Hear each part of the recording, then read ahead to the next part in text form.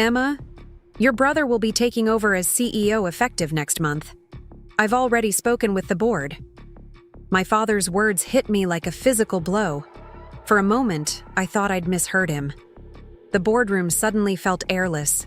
The morning light streaming through the floor-to-ceiling windows harsh against my eyes.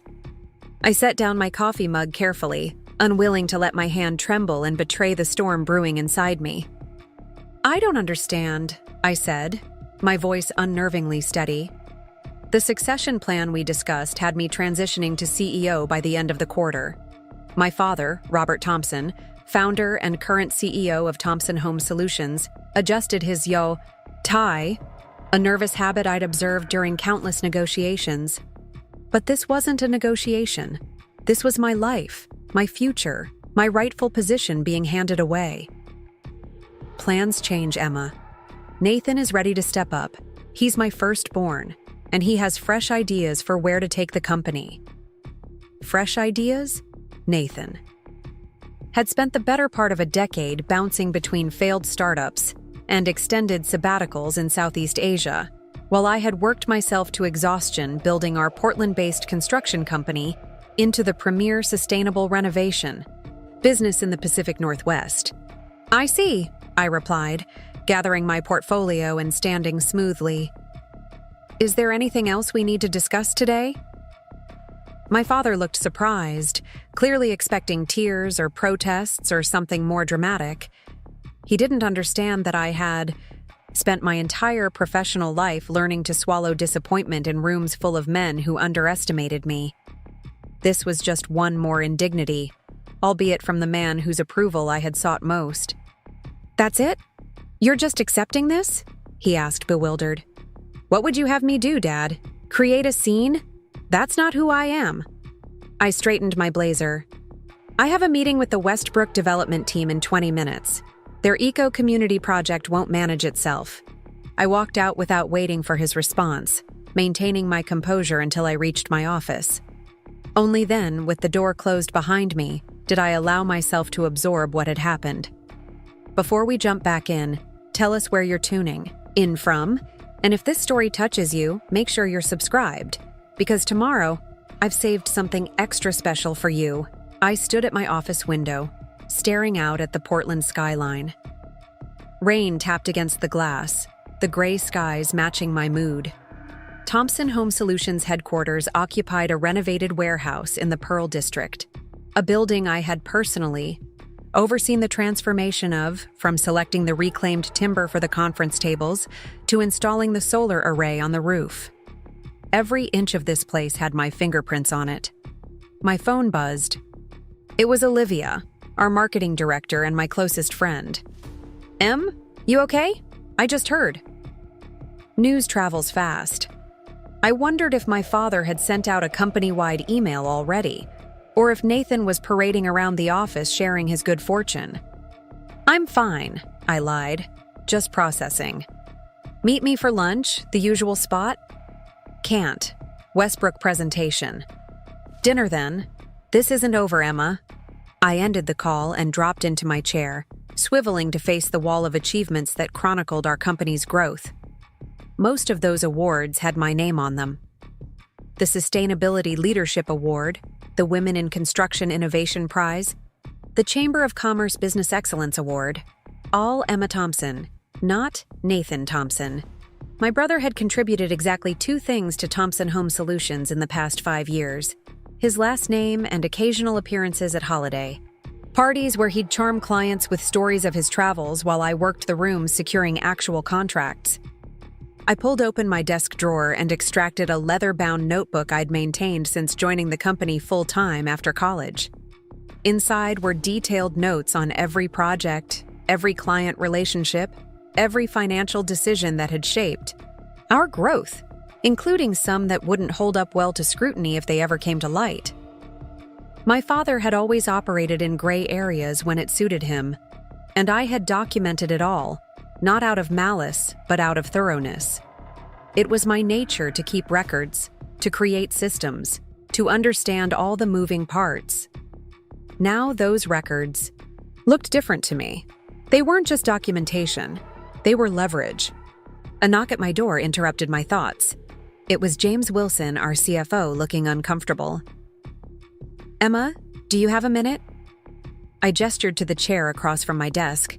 James had been with the company for 15 years. He was loyal to my father, but had always respected my abilities. "I wanted you to hear it from me," he began. "Your father asked me to prepare a compensation package for Nathan's new position. And it's substantial. More than your current package, by about 40%. I laughed softly, the sound devoid of humor. "Of course it is. He's the firstborn son, after all."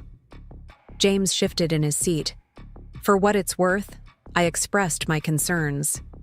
"Nathan doesn't have your experience or knowledge of operations. This Westbrook project alone is worth $10 million, and I secured it personally," I finished. "What did my father say to your concerns?" "That Nathan has natural leadership qualities, and that you would continue to handle operations as COO. I nodded slowly. "So I do all the work while Nathan takes all the credit. A tale as old as time." "Emma, It's fine, James. Thank you for telling me." I gave him a reassuring smile, one I had perfected over years of navigating male-dominated construction sites and boardrooms. "I appreciate your candor." After he left, I sat motionless for several minutes. The Thompson Home Solutions. My father had started 35 years ago. Selling replacement windows door-to-door was now a $30 million enterprise with 120 employees. I had been instrumental in our expansion beyond basic renovations into full, sustainable home construction. I had built our reputation for environmental innovation that commanded premium prices. I had cultivated relationships with the best subcontractors in Oregon, and none of it mattered because Nathan was the firstborn son. The Westbrook presentation went flawlessly. Our team had designed an eco-friendly community of 25 homes using sustainable materials and cutting-edge energy systems. It was exactly the kind of project that had put us on the map regionally, and exactly the kind of complex operational challenge Nathan would have no idea how to manage. As the clients filed out, expressing their enthusiasm for our proposal, I noticed Nathan lounging in the doorway. At 35, my brother still had the air of a college fraternity president. Handsome, charming, and utterly convinced of his own exceptionalism, despite a lifetime of evidence to the contrary. "Impressive presentation, sis," he said, sauntering in once everyone had left. "Dad told me about our little changing of the guard. No hard feelings, I hope?" I busied myself gathering my materials. "Congratulations, Nathan. I'm sure you'll bring a unique perspective to the role." He laughed, dropping into one of the chairs and propping his feet on the conference table. The reclaimed Douglas fir table I had personally sourced from a historic building demolition. "That's what I love about you, Em. Always so diplomatic. But seriously, this is going to be great. You handle all this." He waved vaguely at my presentation materials. "Technical stuff, and I'll be the face of the company, the Thompson name front and center." "The Thompson name is already front and center," I pointed out. "It's on the building." "You know what I mean. Dad's getting older. He needs someone who understands his vision to take the reins." "And that's you? After spending most of your adult life everywhere but here?" A flash of annoyance crossed his face. "I've been exploring other ventures, gaining outside perspective. Besides, I'm here now, ready to commit. How fortunate for us that your juice bar in Bali didn't work out." "Low blow, Em." He stood, adjusting his designer watch, a graduation gift from our father that he still wore despite having graduated 13 years ago. "Look, I know you're disappointed, but this is how it's going to be. Dad's decision is final." I smiled tightly. "Nothing is ever final in business, Nathan. That's the first lesson you'll learn as CEO." I left him standing there, his expression wavering between confusion and concern. Good. He should be concerned. That evening, I met Olivia at our favorite wine bar in the Pearl District. The exposed brick and dim lighting provided the perfect atmosphere for confidential conversations, and we needed exactly that. "He can't do this," Olivia said immediately, sliding a glass of Willamette Valley Pinot Noir toward me. "You've practically built this company for the last decade." "He can, and he did." I took a sip, letting the wine's tartness coat my tongue. The board will rubber stamp whatever he wants. Most of them owe their positions to him. "So what now? You quit? Start your own company?" I considered this. The thought had certainly crossed my mind in the hours since my father's announcement. I had the knowledge, the industry connections, and certainly the motivation to compete directly with Thompson Home Solutions. But something about that path felt too straightforward, too expected. "No," I said finally. "At least not immediately. I have a different approach in mind." Olivia leaned forward. "I know that look. That's your strategic planning face. Nathan doesn't know the first thing about running our company. He doesn't understand our operations, our financial structure, or our client relationships. My father is making a critical mistake, and I'm going to let him make it." Preparing and narrating this story took us a lot of time, so if you are enjoying it, subscribe to our channel. It means a lot to us. Now back to the story. "You're going to let the company fail?" "Not the company, just Nathan's leadership of it." I swirled my wine thoughtfully. "My father believes the Thompson name and legacy belong to the firstborn son, regardless of merit. I'm going to show him exactly what happens when he chooses birthright over competence." That sounds ruthlessly satisfying, but also potentially self-destructive.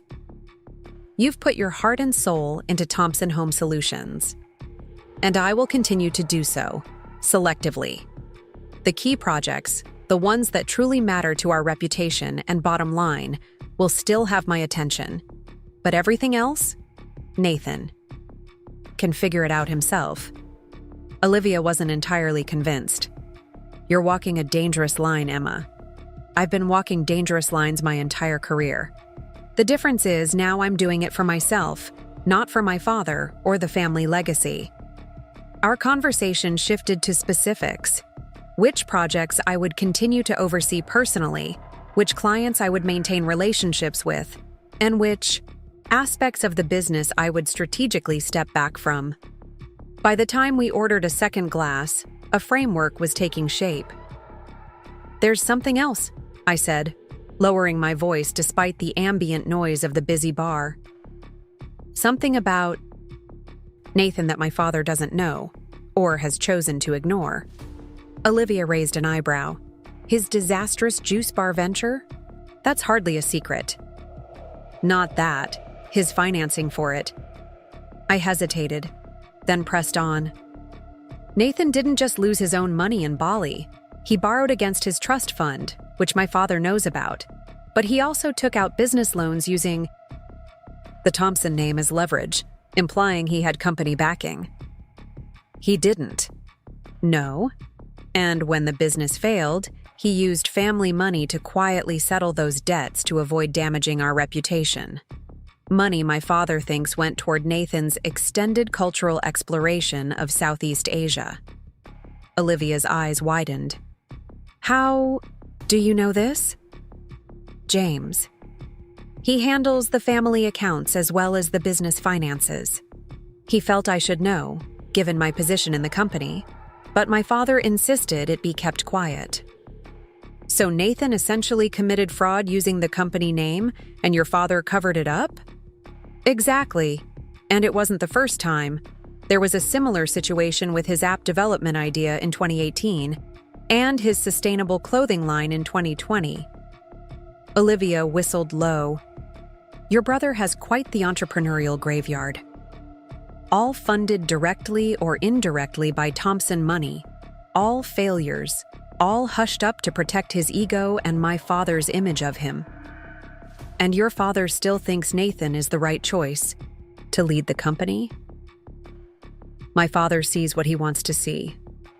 Nathan is his son, his firstborn, his namesake.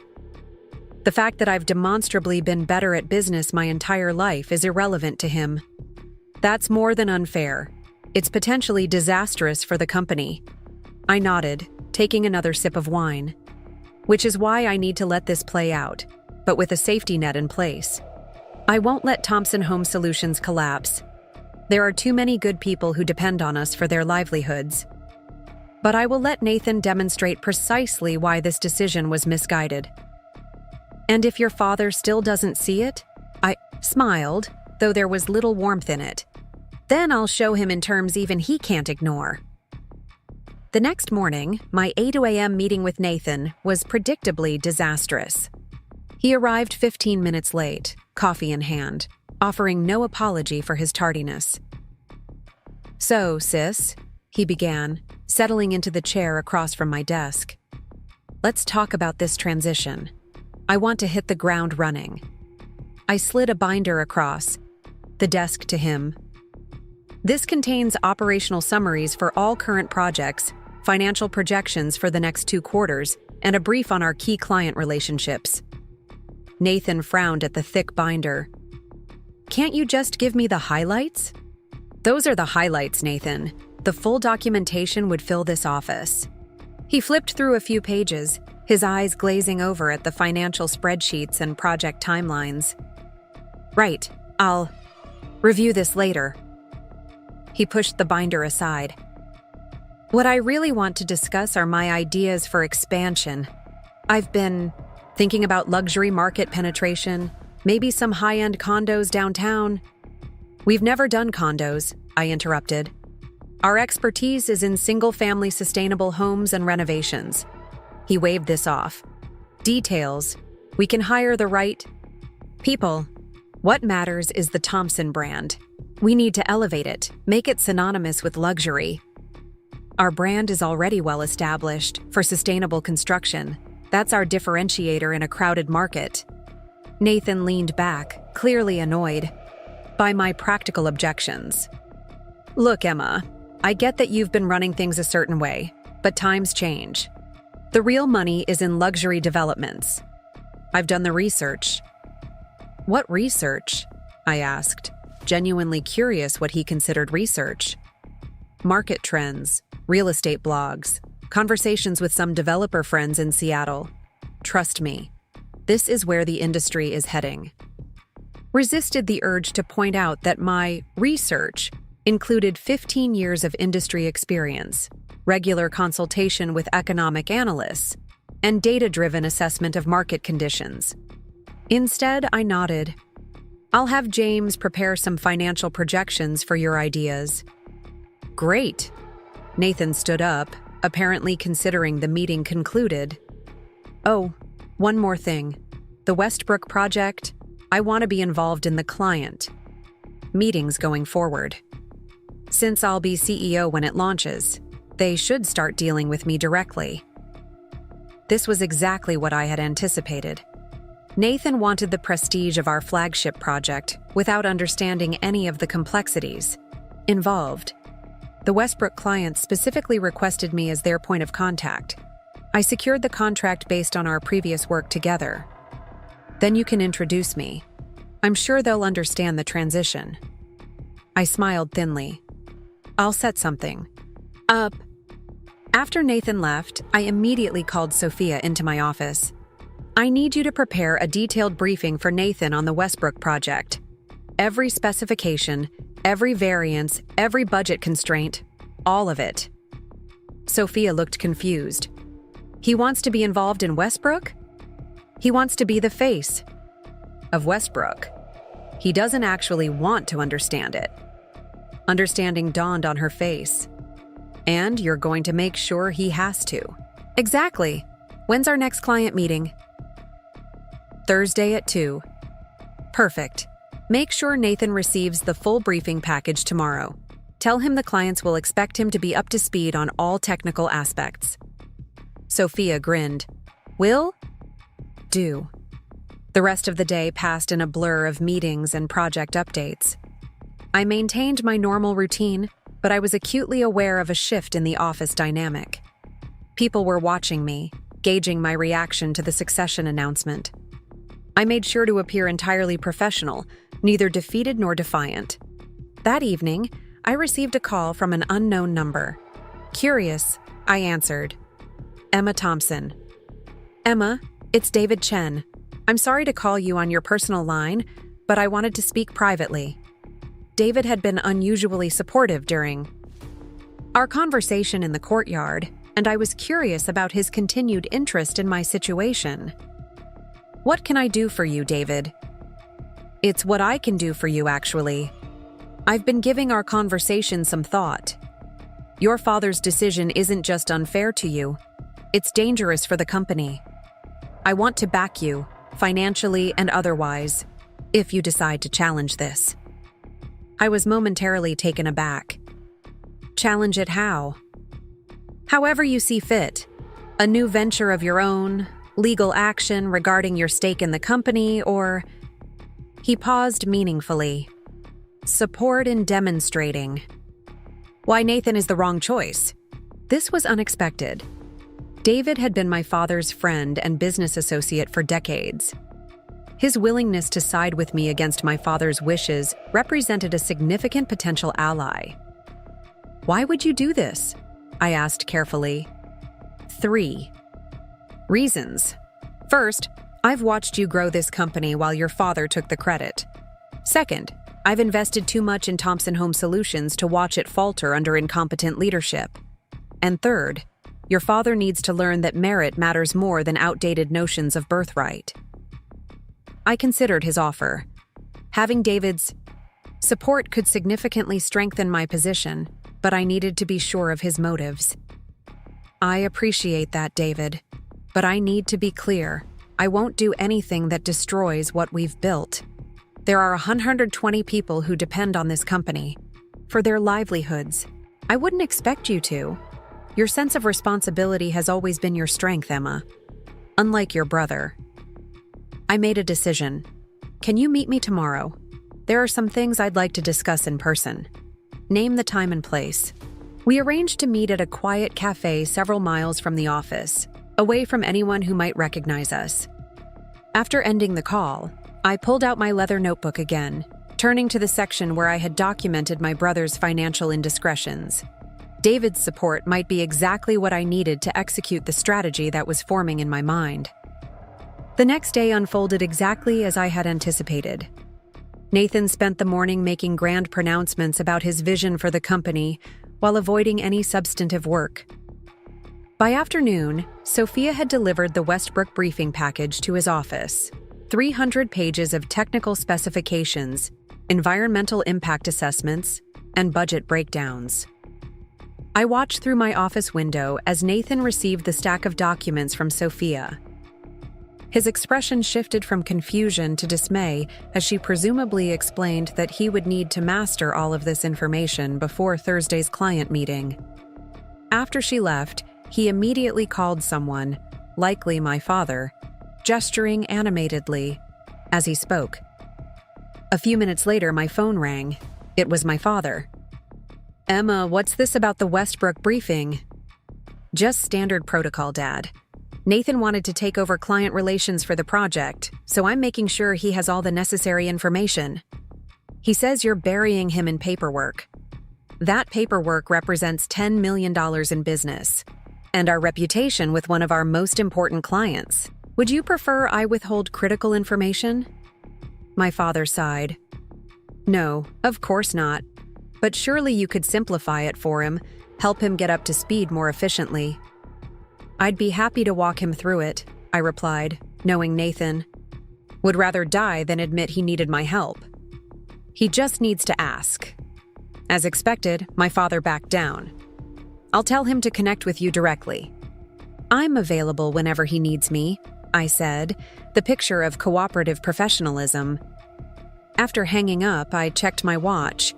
It was nearly time for my meeting with David. I gathered my things and headed out, telling my assistant I had a supplier meeting off-site. The cafe was tucked away in a residential neighborhood, its rustic interior filled with mismatched furniture and the rich aroma of locally roasted coffee. David was already there, seated at a corner table with his back to the wall, a businessman's. Habit that I recognized from my father. "Emma," he greeted me, standing briefly as I approached. "Thank you for meeting me." I settled into the chair across from him. "Thank you for reaching out. Your call was unexpected." David ordered us both coffee before leaning forward. "I've known your father for nearly 40 years. I respect him immensely, but he's always had blind spots when it comes to family.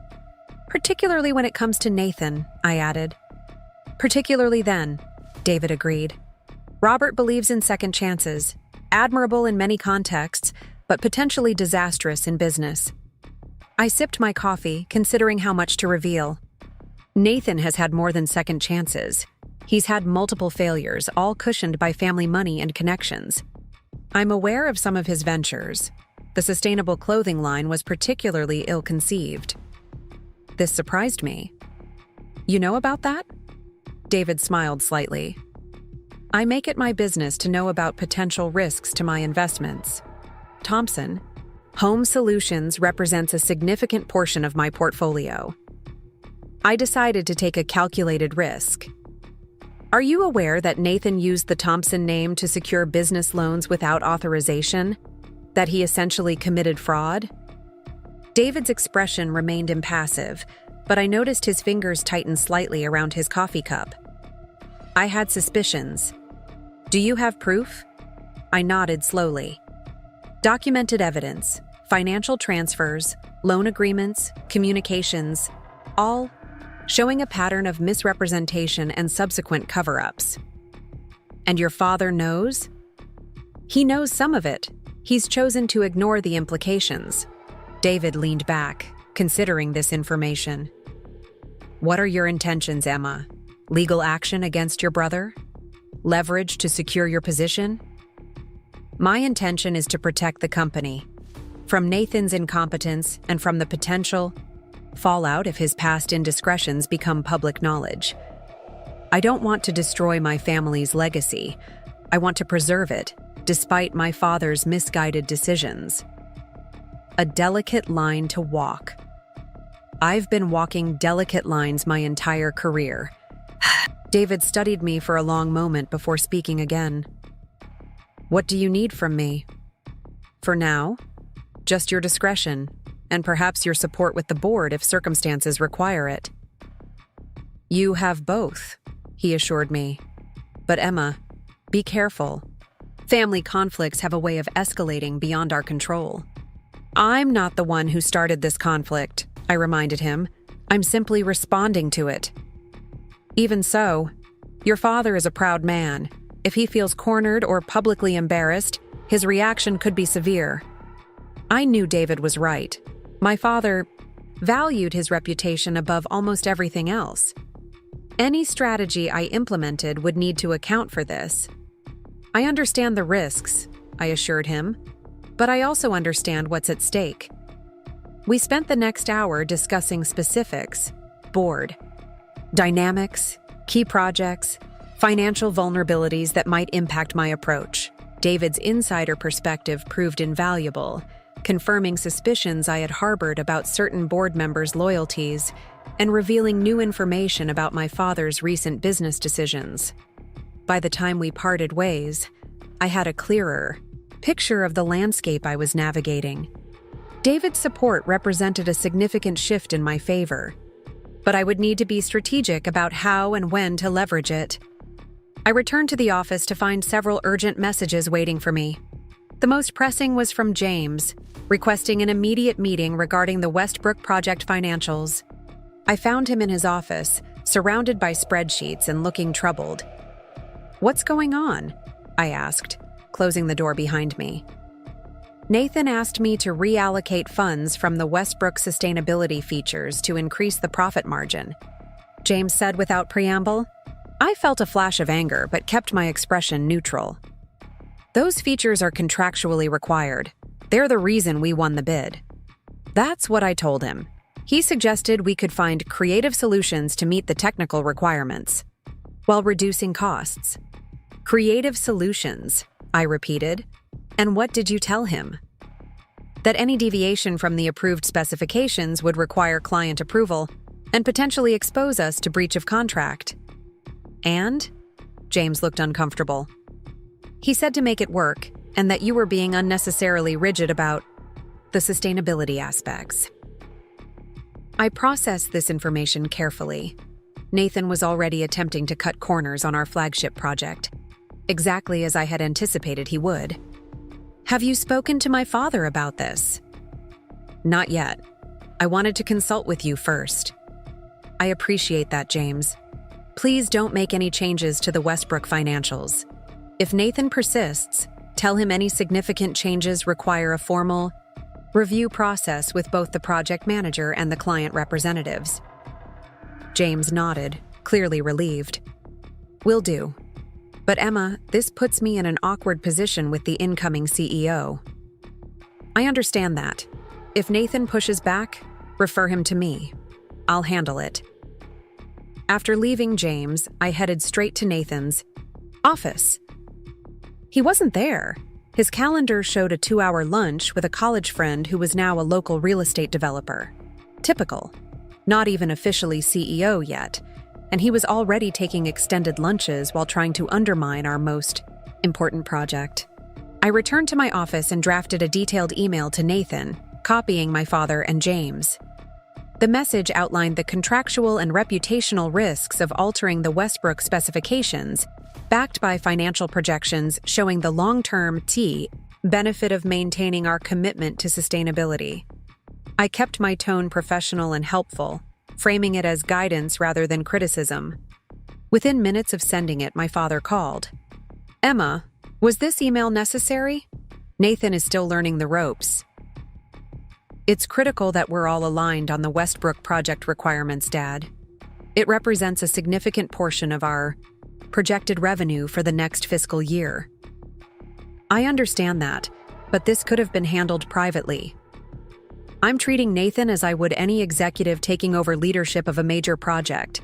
Clear communication and documentation protects everyone involved. My father was silent for a moment. You're making this transition more difficult than it needs to be. I'm ensuring the transition doesn't compromise our business integrity or client relationships. Isn't that exactly what you would expect from your COO? He couldn't argue with that logic without undermining his own decision to keep me in that role. Just try to be more supportive, Emma. Nathan needs to establish his authority. Authority is earned, Dad, not given, even for a CEO. After hanging up, I sat back in my chair, contemplating my next steps. Nathan's attempt to cut corners on Westbrook was just the beginning. Based on his history, he would continue making impulsive decisions without understanding their implications. My challenge would be managing the fallout without letting the company suffer irreparable damage. I opened my laptop and began drafting a contingency plan for the Westbrook project, a detailed framework that would allow me to step in quickly if Nathan's leadership threatened its success. As I worked, a notification appeared on my screen, and by calendar invite from Nathan for a 7:30 a.m. meeting the next day, titled Westbrook Project Direction. So he was planning to reassert control after my email. Perfect. The stage was set for the next phase of his education in corporate leadership. I confirmed my attendance and continued working, a sense of calm purpose settling over me.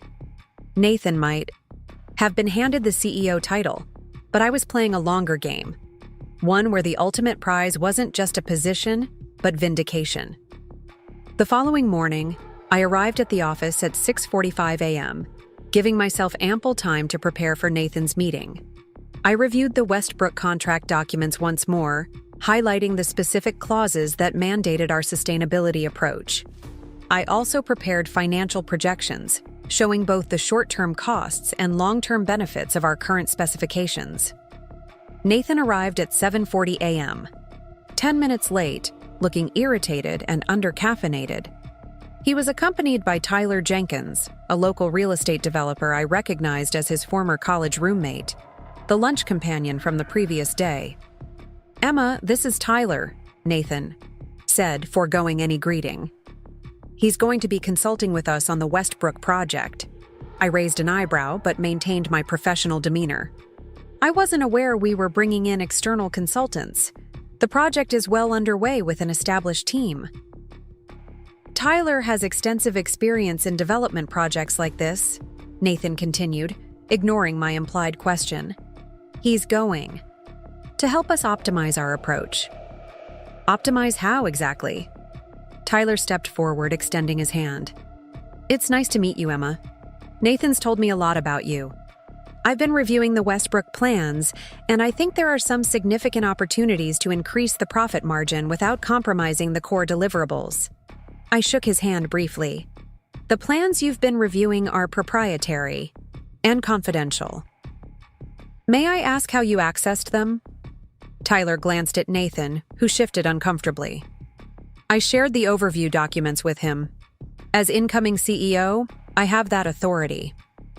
Actually, those documents are protected under client confidentiality agreements that limit disclosure to authorized personnel only. External consultants would need to be formally approved by both our legal department and the client. Nathan's face flushed with anger. I don't need permission to bring in expertise that benefits the company. This isn't about permission, Nathan. It's about contractual obligations and risk management.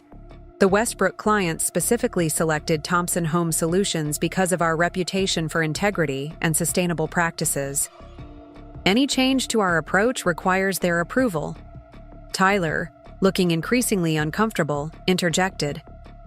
Perhaps I should step out while you two discuss this internally. That would be best, I agreed smoothly. Nathan can contact you. Once he's had a chance to review the contractual constraints with our legal team. After Tyler left, Nathan turned on me.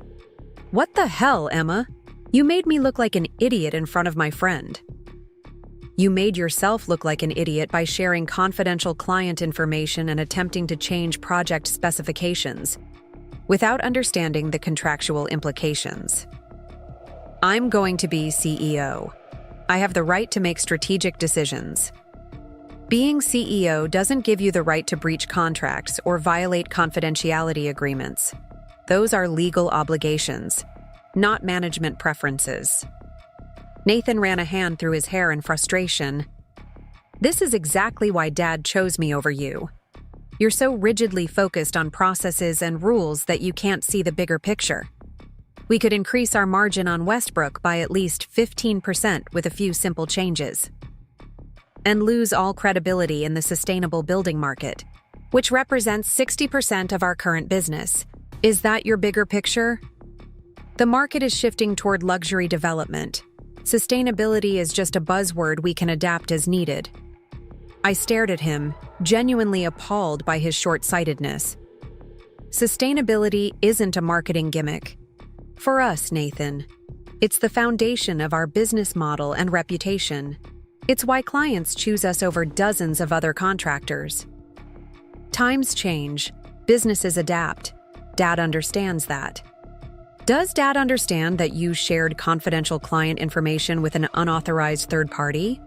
Or that you're proposing changes that could expose us to breach of contract claims? Nathan's confidence faltered slightly. He trusts my judgment.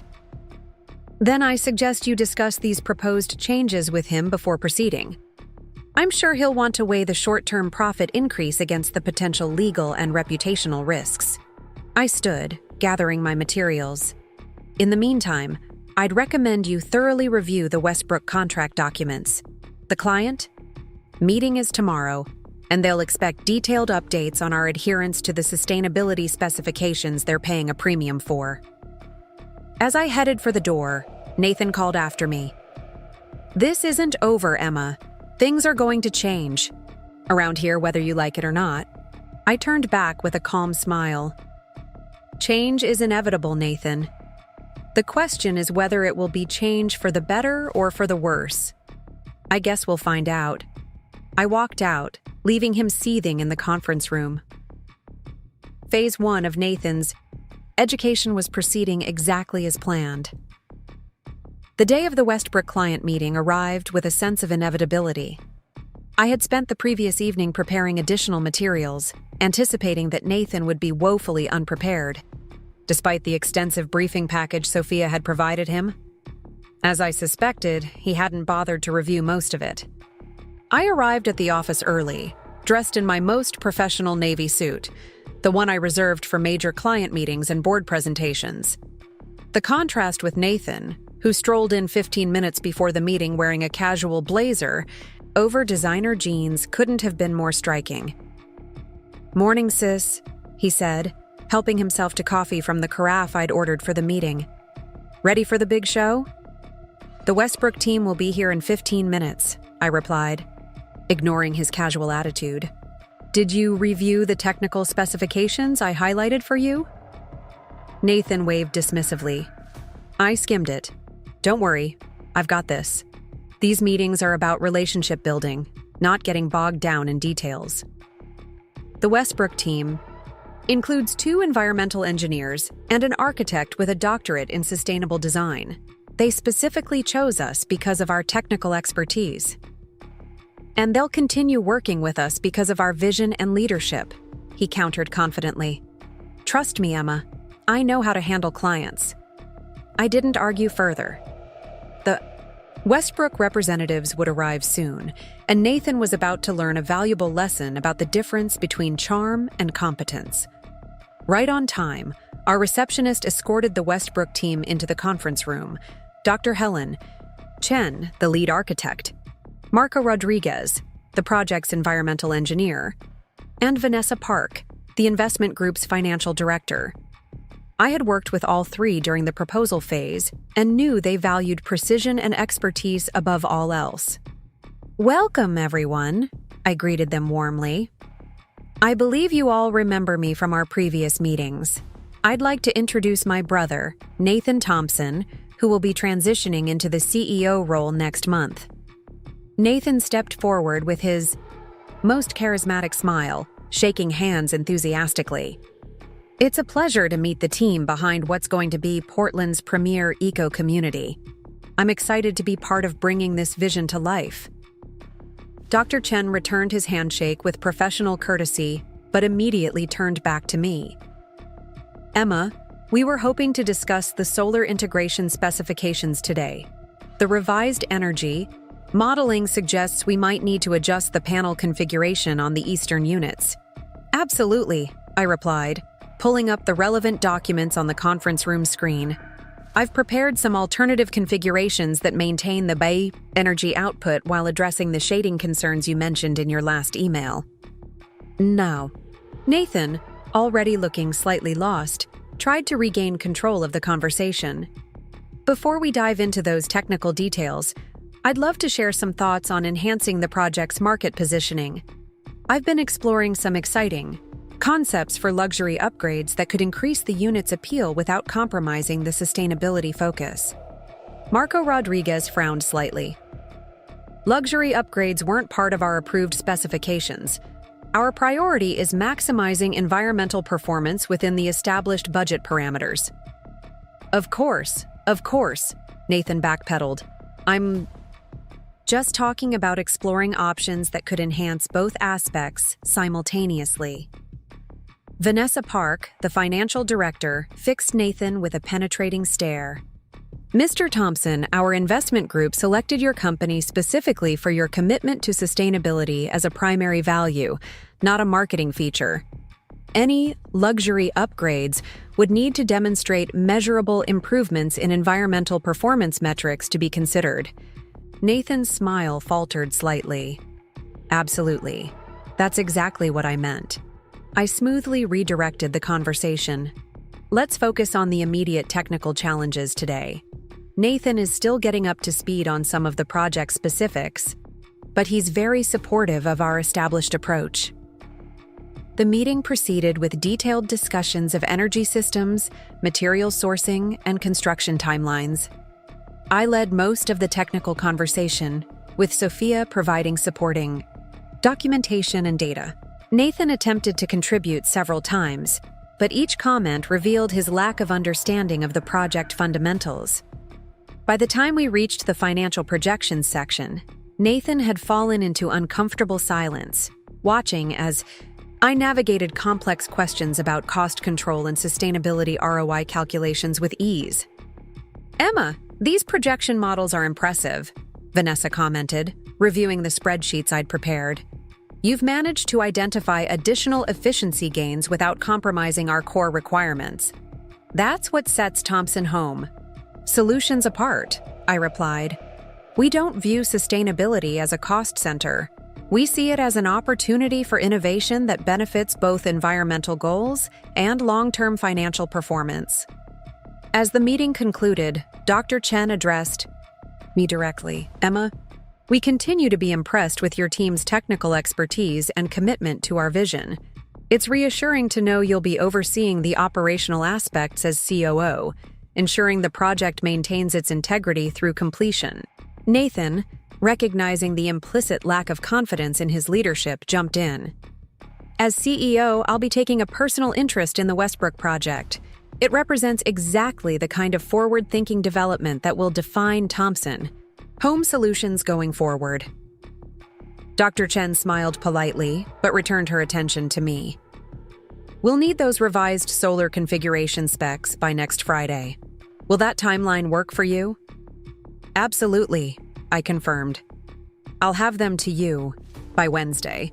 After the Westbrook team departed, Nathan remained in the conference room, uncharacteristically silent as he stared at the technical documents still displayed on the screen. "That could have gone better," I observed mildly, gathering my materials. "They didn't even acknowledge me," he muttered. "It was like I wasn't even in the room." "They acknowledged you. They just didn't find your contributions relevant to their concerns." Nathan's face flushed with anger. "I'm going to be CEO in less than a month. They should be directing their questions to me, not treating me like some figurehead. Respect is earned, Nathan. Those people have advanced degrees in their fields and decades of experience. They expect the same level of expertise from their partners. I don't need to understand every technical detail. That's what I have you and the team for." I paused, choosing my next words carefully. "Leadership isn't about delegating everything. You don't understand. It's about having enough knowledge to make informed decisions and knowing when to defer to experts. Dad built this company by mastering the fundamentals before he expanded. He knew every aspect of window installation before he ever hired his first employee. Times are different now. Modern CEOs are strategic visionaries, not technical specialists. Even visionaries need to understand the foundation their vision is built on." I headed for the door, then turned back. "The Westbrook clients don't care about your title, Nathan. They care about whether you can deliver what they're paying for. Today didn't convince them you can." I left him alone in the conference room, knowing my words had hit their mark. The first cracks in Nathan's confidence were beginning to show. Later that afternoon, I was reviewing project timelines when my father appeared in my doorway. His expression told me everything I needed to know. Nathan had complained about the meeting. "Emma, can we talk?" he asked, closing the door behind him. I gestured to the chair across from my desk. "Of course." My father settled into the seat, looking unusually uncomfortable. "Nathan felt you deliberately undermined him in the Westbrook meeting today by answering technical questions about a project I've been managing for months, by not giving him an opportunity to establish his authority with important clients." I set down my pen and met my father's gaze directly. "Dad, the Westbrook clients asked specific technical questions that Nathan couldn't answer because he hasn't bothered to learn the project fundamentals. Should I have let him fumble through incorrect explanations and damage our credibility?" My father sighed. "You could have found ways to include him more meaningfully." "That's not my responsibility. If Nathan wants to lead client discussions, he needs to put in the work to understand what we're building, why we're building it that way, and what our contractual obligations entail. I can't manufacture expertise he doesn't have. He feels you're deliberately making his transition difficult. And I feel that you've placed both of us in an impossible situation," I countered. You've given him a position he's not qualified for and expect me to somehow compensate for his shortcomings while simultaneously stepping back from leadership. Which is it, Dad? Do you want me to cover for him or let him stand on his own? My father looked taken aback by my directness. We had always maintained a professional dynamic, even when discussing family matters. This level of candor was new. I want what's best for this company, he said finally. Then you should reconsider your succession plan. Nathan's juice bar failed. His clothing line failed. His app development venture failed. What makes you think he won't fail at this too?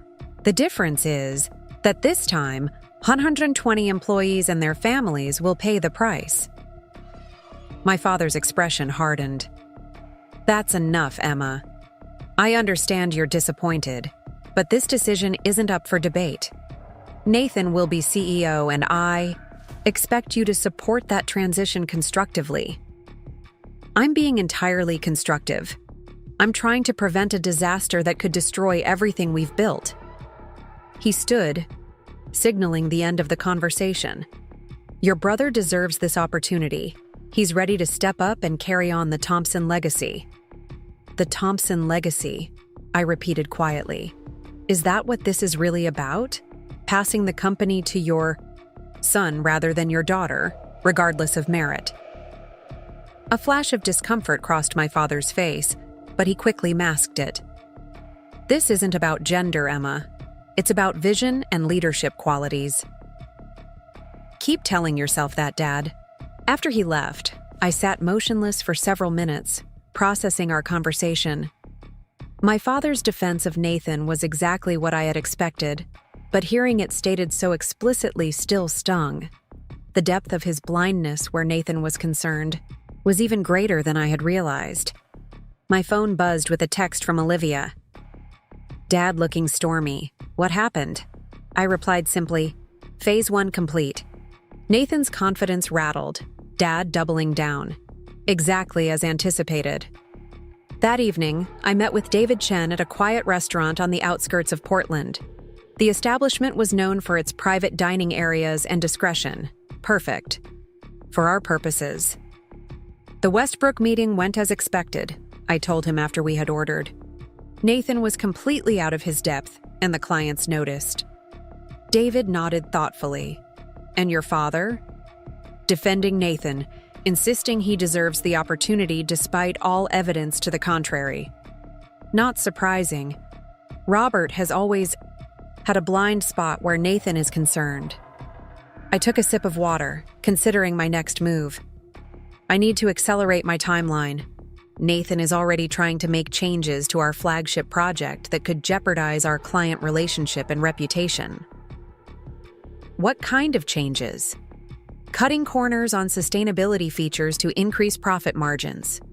Bringing in outside consultants, actually his former college roommate, without proper authorization. Classic Nathan, taking shortcuts without understanding the consequences. David frowned. That's concerning, especially with a high-profile project like Westbrook. It's also an opportunity, I countered. Nathan's impulsive decision-making will demonstrate his unsuitability for leadership more effectively than any argument I could make. A risky strategy, Emma. If those decisions cause significant damage, I won't let that happen, I interrupted. I have safeguards in place. The key team members are loyal to me, not Nathan. They'll alert me to any potentially disastrous moves before they're implemented. David studied me across the table. You've thought this through carefully. I've had years to consider how my father's favoritism might eventually play out. I just didn't expect it to be quite so blatant. What do you need from me at this stage? I leaned forward slightly. Information. You've been on the board longer than anyone except my father. You know which members might be persuaded to question his judgment if presented with compelling evidence. Evidence of what, exactly? Nathan's pattern of financial mismanagement. The potential damage his leadership could cause to the company's value and reputation. The concrete benefits of alternative succession plans. David considered this, Patricia Kendrick might be receptive. She's always been impressed by your operational leadership. Michael Winters as well. He's primarily concerned with financial stability, and Nathan represents a significant unknown in that regard. What about Marcus Jenkins? Loyally devoted to your father. He won't be swayed unless Robert himself shows doubt. I made mental notes as David continued his assessment of the board dynamics. This information would be crucial for the next phase of my strategy. There's something else, David added after a pause. Something you should know about the company's financial position. I raised an eyebrow. What do you mean? Robert has been exploring a potential merger with Cascade Development Group. This was unexpected news. Cascade was one of our main competitors in the sustainable construction space, with a strong presence in Washington and Northern California. A merger or an acquisition? I asked carefully. Initially, discussions were framed as a merger of equals, but in reality, Cascade would likely be the dominant partner. They have significantly more capital and a broader market reach. I processed this information quickly. Why wasn't I informed of these discussions? As COO, I should have been involved in any potential structural changes. David looked uncomfortable. The conversations are very preliminary, and Robert wanted to keep them confidential until there was something concrete to discuss. But Nathan knows, I guessed, seeing the confirmation in David's expression. Of course he does. Robert sees this as potentially Nathan's first major achievement as CEO, overseeing a successful merger that expands the company's footprint throughout the Pacific Northwest. I laughed without humor. Nathan negotiating a complex corporate merger? He couldn't even manage a juice bar with 3 employees. Exactly why I'm telling you this now. A poorly negotiated merger could be disastrous for Thompson Home Solutions, especially for the employees you're concerned about protecting. This revelation added a new dimension to my strategy. If my father was already considering a merger, it suggested he might have private doubts about Nathan's ability to grow the company independently. It also represented a potential vulnerability I could leverage. Thank you for telling me this, David. It changes things. How so? I smiled. Slightly. It gives me options I didn't have before. The next morning, I arrived at the office with renewed purpose. My first action was to request comprehensive financial reports from James. Not the standard monthly summaries, but detailed breakdowns of every division's performance over the past 2 years. I framed it as preparation for our quarterly board meeting, but my actual purpose was to understand exactly how various parts of the company would be valued in a potential merger. As I expected, James looked slightly uncomfortable with the request. This is quite extensive, Emma. Any particular reason you need this level of detail? Just being thorough, I replied casually. With leadership changes coming, I want to ensure we have complete transparency about our financial position. James hesitated. Your father usually reviews these details before they're widely distributed. I'm not distributing them, James. I'm reviewing them as COO, which is well within my authority. Is there some reason I shouldn't see this information? No, of course not, he backpedaled. I just wanted to confirm the process. The process remains the same. I'm still COO, and financial oversight falls under my responsibilities until told otherwise. After James left, I received a text from Sophia. Nathan's scheduled meeting with Westbrook team for next week. Didn't inform you. This was a bold move, even for Nathan. After his poor performance in yesterday's meeting, attempting to engage with the Westbrook clients without me present was either brave or foolish. Most likely the latter. I replied quickly, subject of meeting? Project realignment discussion is what his calendar says. Project realignment. A euphemism if I'd ever heard one. Nathan was clearly planning to push his cost-cutting measures despite the client's explicit prioritization of sustainability over profit margins. Who's attending from our side? I asked. Just Nathan and Tyler Jenkins, listed as strategic consultant.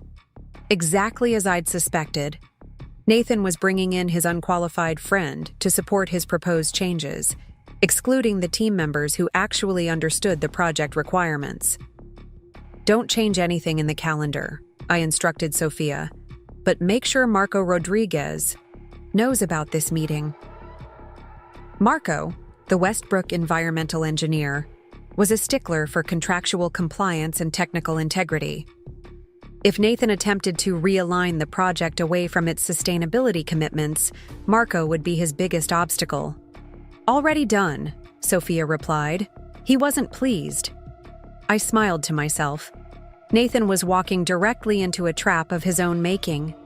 His attempt to circumvent me would only further damage his credibility with the Westbrook team. My next move was to request a meeting with my father to discuss operational transition planning. I needed to gauge how committed he was to the Cascade merger idea and what role he expected me to play in it.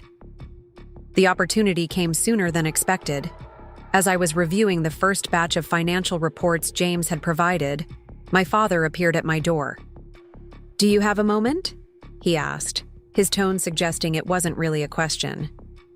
"Of course," I replied, closing the financial spreadsheets on my monitor. "I was actually going to request some time with you today." He sat down, looking more serious than usual. "Emma, I've just had a concerning call from James. He says you've requested unusually detailed financial information." "That's correct. As we prepare for leadership transition, I need comprehensive understanding of our financial position to ensure continuity of operations." My father studied me carefully. "This level of detail goes beyond operational requirements." "Does it? As COO, I'm responsible for the company's day-to-day performance. How can I fulfill that responsibility without complete financial visibility?" "There's visibility, and then there's..." He paused, seemingly reluctant to voice his actual concern. "There's what, Dad? What exactly are you worried I might find in those reports?" He shifted uncomfortably. "Nothing inappropriate. But some information is sensitive and should be shared only on a need-to-know basis." "Such as preliminary merger discussions with Cascade Development Group?" I asked mildly, watching his reaction carefully. His eyes widened slightly, the only indication of his surprise. "Who told you about that?" "Does it matter? The real question is, why didn't you tell me? As COO, shouldn't I be involved in discussions that could fundamentally alter the company's structure and direction?" "Those discussions are very preliminary, Emma. There was no need to involve the broader leadership team yet." "But you involved Nathan." My father sighed. "Nathan will be CEO when any potential deal moves forward. He needs to be part of these conversations from the beginning." "And I don't? Despite my relationships with key clients and employees who would be affected? Despite my understanding of our operational integration points that would be critical in any merger?" "Emma, this isn't personal." "It feels extremely personal, Dad. You're deliberately excluding me from critical business discussions while including Nathan, who has demonstrated no capacity for complex corporate negotiations." My father's expression hardened. "This is exactly why I made the decision I did. Your attitude toward your brother is disrespectful and undermines his authority. His authority hasn't been earned.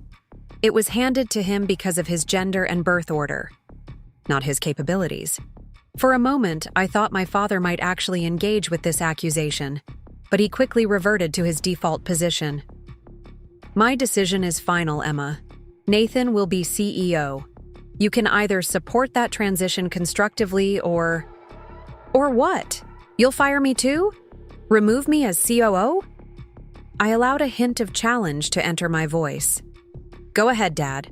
See how the Westbrook team reacts when you tell them I'm no longer managing their project, or how the Portland Green Building Council responds when they learn the recipient of their leadership award has been pushed out, or how our sustainable materials suppliers feel when they discover the person who built those relationships is gone." My father stared at me, clearly taken aback by my directness. We had reached a pivotal moment. I had never openly defied him before, and he hadn't expected me to start now. "No one is talking about removing you as COO," he said finally, his tone conciliatory. "Your operational expertise is valuable to the company. Then treat it as valuable. Include me in discussions about the company's future. Don't hide potential mergers from me, and don't expect me to pretend Nathan is qualified for leadership when his actions prove otherwise." My father stood, signaling the end of the conversation. "I'll take your concerns under advisement. In the meantime, please work with James to narrow the scope of your financial inquiry to what's directly relevant to current operations." After he left, I allowed myself a small smile of satisfaction. The confrontation had accomplished exactly what I intended, establishing that my father couldn't simply dictate terms without resistance, and planting the seed that removing me would have significant consequences for the company. My phone buzzed with a message from David. "Robert just called me sounding concerned. What happened?"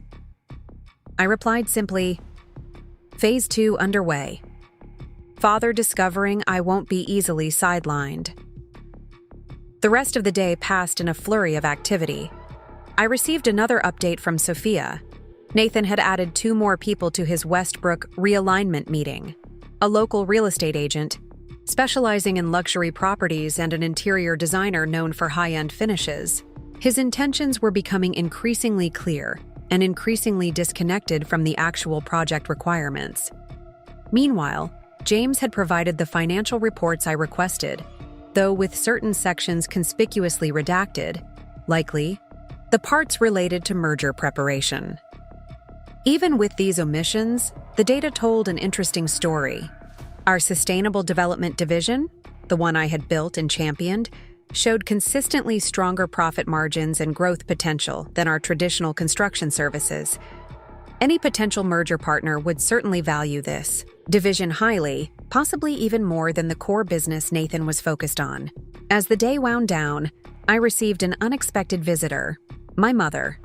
She rarely came to the office, preferring to keep her distance from the business aspects of family life. "Mom," I greeted her with genuine surprise. "What brings you here?" Lisa Thompson looked around my office with interest. Unlike my father's traditional wood-paneled space, mine featured clean lines, abundant natural light, and sustainable materials that showcased our company's values. "I wanted to see how you're doing," she said, settling into a chair. "Your father came home rather upset after your conversation today. Did he tell you what we discussed?" "Some of it. Enough to gather that things are becoming contentious." I sighed, unsure how much to share with my mother. She had always tried to remain neutral in family conflicts, though her silence often functionally supported my father's decisions. "Dad is planning significant changes to the company without consulting me, Mom. Changes that could affect everyone who works here." I simply pointed out that excluding me from these discussions is both personally hurtful and professionally unwise. My mother nodded slowly. "He mentioned something about financial reports. Yes, he's hiding information from me that I need to do my job effectively, while sharing it freely with Nathan, who has no idea how to interpret it." "Emma, I know you're hurt by your father's decision." "This isn't about hurt feelings, Mom. This is about protecting a company that 120 people depend on for their livelihoods from Nathan's incompetence." My mother looked pained. "Your brother is trying, Emma. He wants to make your father proud. Wanting isn't enough. Nathan has no experience, no knowledge of our industry, and no track record of business success. Dad is setting him up to fail, and the company will suffer for it. Your father believes in him. That's the problem. Dad's belief isn't based on evidence or merit. It's based on the fact that Nathan is his son." My mother was silent for a moment, considering my words. "What do you plan to do?" It was a surprisingly direct question from a woman who typically avoided confrontation. "I plan to ensure that Thompson Home Solutions survives, regardless of Nathan's leadership. Beyond that, I'm keeping my options open." She studied me with unexpected shrewdness. You've always been like your father in that way. Strategic, calculating, playing the long game. I'll take that as a compliment. It was meant as one. My mother stood, smoothing her skirt. Just remember, Emma, family relationships, once broken, are much harder to repair than business problems. I'm not the one breaking anything, Mom. Dad made that choice when he dismissed my contributions and capabilities. She paused at the door. Try to see it from his perspective. He built this company from nothing, and like most self-made men, he has traditional ideas about legacy. In his mind, passing the company to his son is the natural order of things. Even if that son has demonstrated no ability to preserve what he built? Even then, my mother confirmed softly, it's not rational, Emma. It's emotional. And emotions rarely yield to logic, even in business. After she left, I considered her words carefully. My mother was right about one thing. My father's decision was emotional, not rational, but that didn't make it any less dangerous for the company's future. I turned back to my computer, opening a secure document I had been developing over the past few days. It contained a detailed analysis of Nathan's past business failures, their financial impact, and the pattern of misrepresentation they revealed. Alongside this was a comprehensive assessment of our company's current position, the specific risks Nathan's leadership posed, and a proposed alternative succession plan that would preserve the Thompson legacy while ensuring competent management. It was evidence-based, logical, and compelling. Exactly the kind of presentation that would appeal to board members like Patricia Kendrick and Michael Winters. The kind of presentation that might finally force my father to confront the reality of his son's limitations. As I refined the document, adding financial data from the reports James had provided, I felt a sense of calm purpose. Nathan might have been handed the CEO title through birthright, but I would earn leadership through merit and strategic thinking. My father had taught me many business lessons over the years, but perhaps the most valuable was one he never intended. Power isn't given, it's taken. And I was prepared to take what I had earned, one calculated move at a time. The following days brought a flurry of activity as I carefully implemented the next phase of my strategy. Nathan, still smarting from his poor showing at the Westbrook meeting, was becoming increasingly defensive and erratic in his decision-making. Just as I had anticipated, he was doubling down rather than reconsidering his approach. My first priority was to prepare for the board meeting scheduled for the end of the week.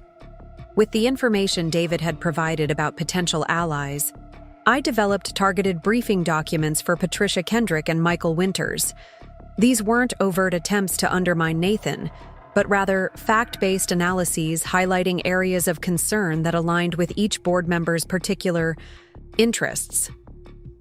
For Patricia, who valued innovation and sustainability, I prepared a comprehensive overview of our eco-friendly initiatives, all of which I had personally developed and championed. The document subtly emphasized the importance of continued leadership with deep understanding of sustainable building practices, particularly in light of competitors' efforts to capture market share in this space. For Michael, whose primary concern was financial stability, I created a detailed risk assessment that highlighted potential vulnerabilities in our current project portfolio. The analysis included several subtle references to how unproven leadership might exacerbate these risks. Nothing that directly criticized Nathan, but enough to raise questions about the wisdom of a sudden leadership change. I was at my desk finalizing these documents when Sophia knocked on my door, looking unusually concerned. "Emma, we have a situation with the Westbrook project," she said, closing the door behind her. "What's happening?" "Nathan just called Marco Rodriguez directly to cancel next week's technical review meeting.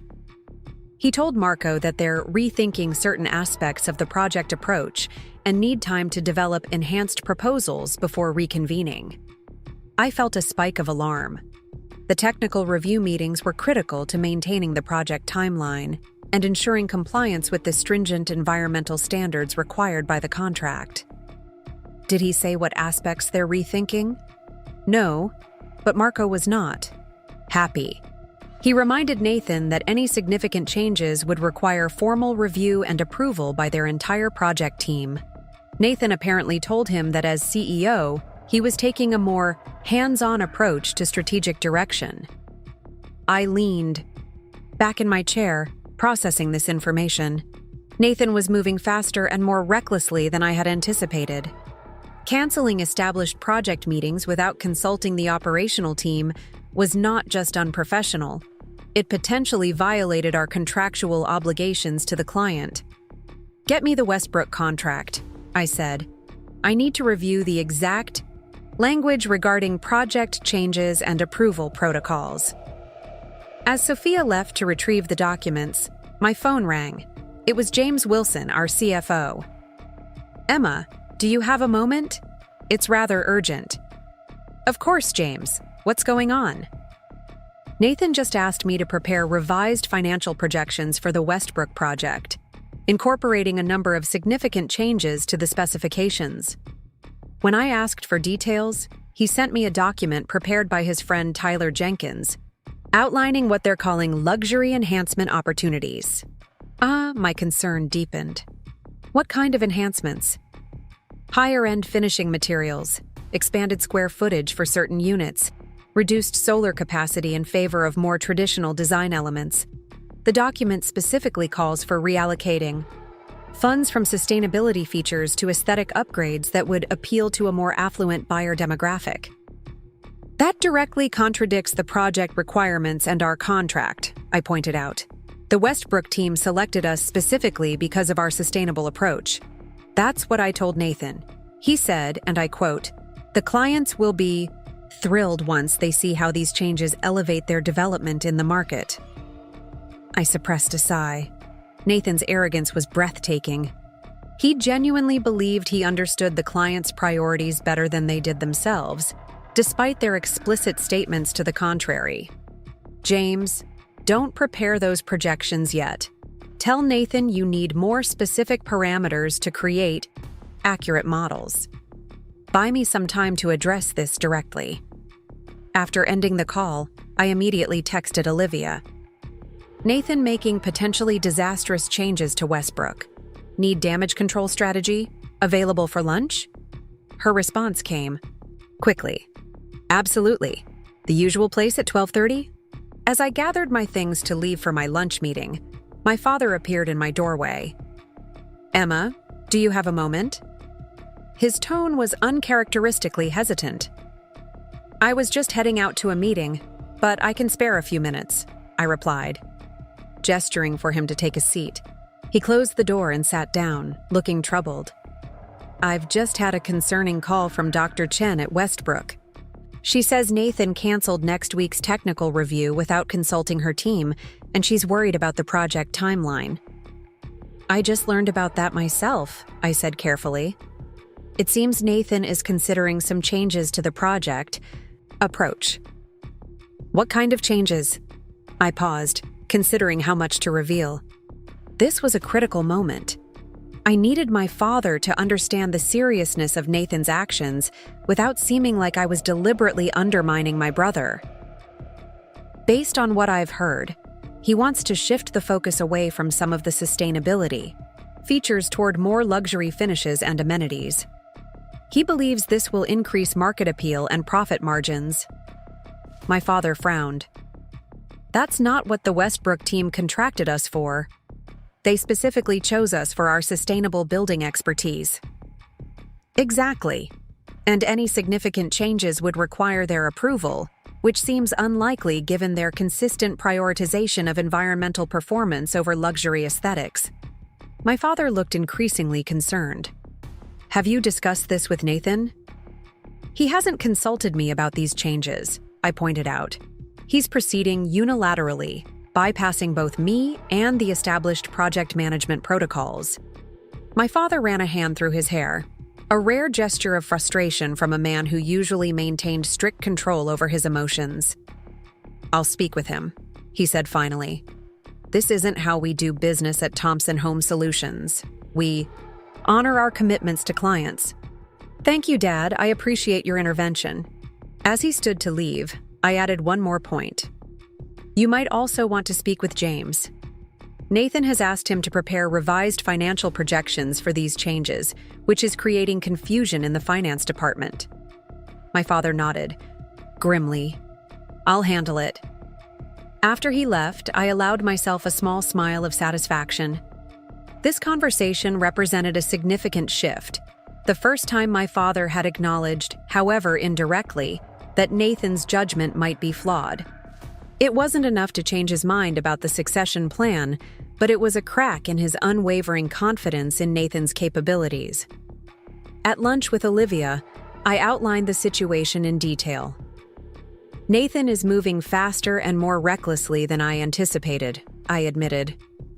I expected him to make poor decisions, but I didn't think he'd directly contradict client requirements and potentially breach our contracts this quickly. Olivia sipped her iced tea thoughtfully. Maybe that's actually better for your strategy?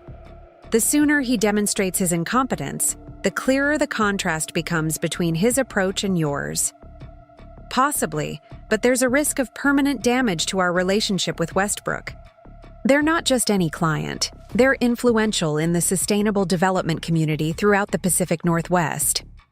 If they become dissatisfied with Thompson Home Solutions, it could affect our reputation with other potential clients. So what's your next move? I laid out my plan. First, I need to reassure the Westbrook team that their project will proceed as agreed, despite Nathan's mixed messages.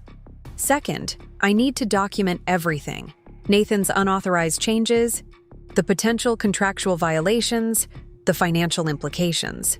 And third, I need to accelerate my outreach to key board members before Nathan does something truly irreversible. And your father? Where does he stand now? He's concerned about Nathan's actions with Westbrook, but not enough to reconsider his succession decision, at least not yet. Olivia leaned forward. What about this merger with Cascade that David told you about? Could that factor into your strategy? I nodded slowly. I've been thinking about that. If my father is seriously considering a merger, it suggests he has doubts about Nathan's ability to grow the company independently. I need to understand exactly what's driving that decision. And if the merger is a good business move, then I need to position myself as essential to its success, I replied. Cascade would be acquiring our expertise and client relationships as much as our assets. Many of those relationships are with me personally, not the Thompson name. After lunch, I returned to the office to find an email from Dr. Chen waiting in my inbox.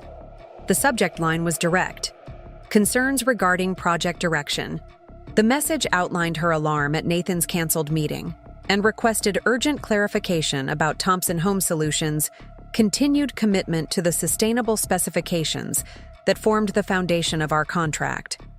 She specifically asked for me to call her directly, reinforcing what I already knew. The client's trust was with me, not Nathan or even the company more broadly. I called her immediately, spending nearly an hour carefully reassuring her about our commitment to the original project vision. I explained that Nathan was still transitioning into his role and that any significant changes would require formal review and client approval.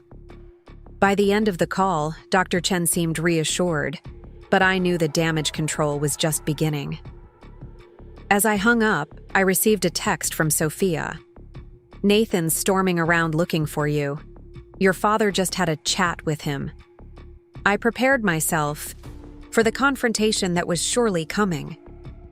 Within minutes, Nathan burst into my office without knocking, his face flushed with anger. What the hell, Emma? You went behind my back to Dad about Westbrook. I remained seated, maintaining a calm demeanor. I didn't go to Dad. Dr. Chen called him directly with concerns after you canceled their technical review meeting without explanation. I'm restructuring our approach to maximize profitability. That's what CEOs do. CEOs also honor contractual obligations and maintain client relationships, I countered.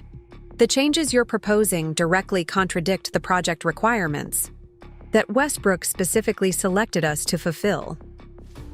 The clients will thank us when they see how these upgrades enhance their property values. That's not your decision to make unilaterally. The Westbrook team has been explicit about prioritizing sustainability over luxury features.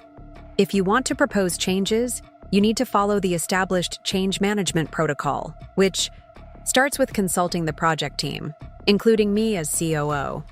Nathan paced the office, his frustration evident. This is exactly why Dad chose me over you. You're so caught up in processes and details that you can't see the bigger strategic picture. The strategic picture includes our reputation in the sustainable building market, which you're risking with these impulsive changes. It also includes the legal and financial consequences of breaching our contract terms. I'm not breaching anything. I'm enhancing the project. Without client approval against their stated priorities and in violation of contracted specifications, I pointed out calmly. James is concerned about the financial implications, Sophia is concerned about the project timeline, and Dr. Chen is concerned enough to call Dad directly. Does that suggest to you that your enhancements are being well received? Nathan's anger seemed to deflate slightly as the reality of the situation began to sink in. Dad says I need to consult you before making any changes to Westbrook. That would be the appropriate protocol, yes. He stood there for a moment, clearly struggling with this directive. Fine. I'll send you Tyler's proposal, but I still think these changes would benefit the project. I'll review it objectively, I promised. If there are valid enhancements that align with the client's priorities and contract terms, I'll support presenting them to the Westbrook team. After Nathan left, I received another text from Sophia. Board prep materials ready. For your review, perfect timing. With Nathan temporarily chastened by my father's intervention, I could focus on the next phase of my strategy, securing allies on the board before our upcoming meeting. The board materials I had prepared for Patricia Kendrick and Michael Winters needed to be delivered discreetly. Direct communication might appear too obviously political, potentially undermining my position as the reasonable, professional alternative to Nathan's impulsive leadership. I decided to enlist David's help, asking him to share the documents as part of his own due diligence rather than coming directly from me. This approach would lend credibility to the concerns while maintaining my appearance of cooperative professionalism. Later that afternoon, I met with David in the small courtyard behind our building to hand off the materials. "These analyses are impressive, Emma," he commented, reviewing the documents. Factual, detailed, and strategic without being overtly critical of Nathan. "That's exactly the balance I'm aiming for," I confirmed. "The facts speak for themselves, without me needing to editorialize." Patricia will particularly appreciate this sustainability roadmap, David noted. She's been pushing other companies in her portfolio to adopt similar approaches. And Michael will recognize the financial vulnerabilities I've highlighted. He's too shrewd not to connect the dots between risk factors and leadership stability. David tucked the documents into his briefcase. "I'll make sure these reach them before Friday's meeting. But Emma, be prepared. Your father won't take this lying down if he perceives it as an organized campaign against Nathan." "It's not a campaign against Nathan. It's a factual presentation of our company's position and prospects.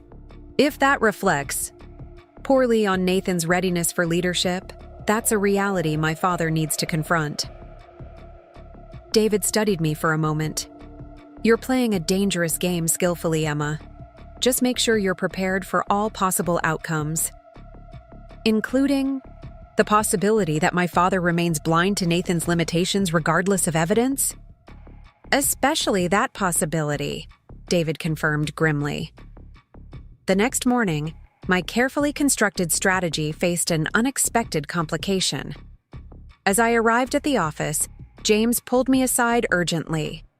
"Emma, we have a problem." Nathan went ahead with those Westbrook financial projections on his own without consulting either of us.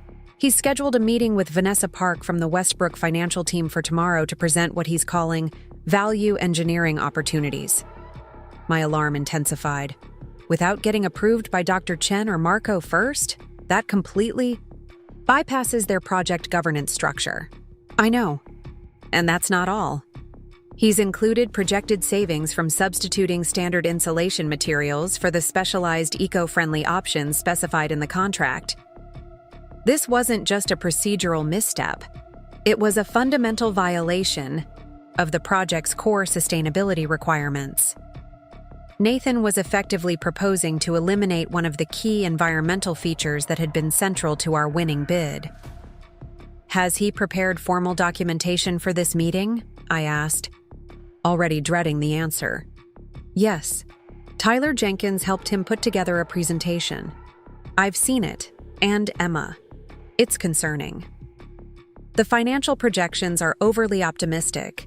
The material substitutions aren't properly evaluated for performance impacts, and the whole approach fundamentally contradicts the project's stated environmental goals. And my father? Does he know about this meeting? James shook his head. I don't think so. Nathan scheduled it directly with Vanessa, bypassing the usual channels. I made a quick decision. Forward me the presentation. Nathan's prepared. Don't alert him that you've shared it with me, but make sure my father knows about this meeting before it happens. This was escalating more quickly than I had anticipated.